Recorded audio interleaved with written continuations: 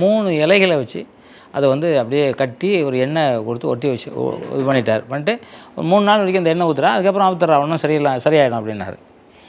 ஆனால் உண்மையிலே பாருங்கள் 3 நாள் கழிச்சு வீக்கம் சுத்தமாக போச்சுங்க, வலி சுத்தமாக போயிடுச்சு. ஓ சூப்பர் சார். அந்த எலும்பூட்டி இலை அந்த மாதிரி இலை வந்து எனக்கு பண்ணி கொடுத்து போனார்.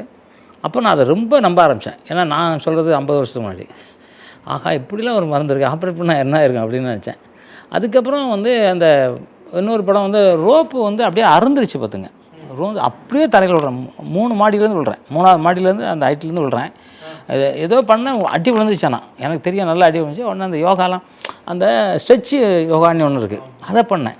அது பண்ணி அதெல்லாம் கொஞ்சம் ஒரு மாதிரி இருந்துச்சு. ஆனால் ஒரு வாரம் கழித்து எனக்கு வந்து லைட்டாக வலிக்க ஆரம்பிச்சு. நம்ம உட்காந்துருக்கும் போதோ இல்லை படுத்துருக்க எந்திரிக்க போதோ ஏதோ வலி இருந்துச்சு. சரி சூர்யா சொல்லி நானாக போகலை, எங்கள் ஆஃபீஸில் ஒரு பாப்பா வேலை செஞ்சுருக்காங்க, அவங்களுக்கு வந்து காலில் அடி.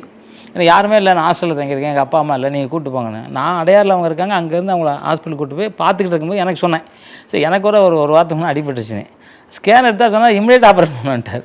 அந்த பாப்பா கொண்டு இல்லை, இந்த பாப்பா என்ன கூப்பிட்டு போயிருக்குன்னு நினைக்கிறேன். அப்புறம் நான் ஆப்ரேட்டா, சரி சார் நான் போய்ட்டு வந்து சொல்கிறேன், பாப்பா விட்டு வரேன்னு போயிட்டேன்.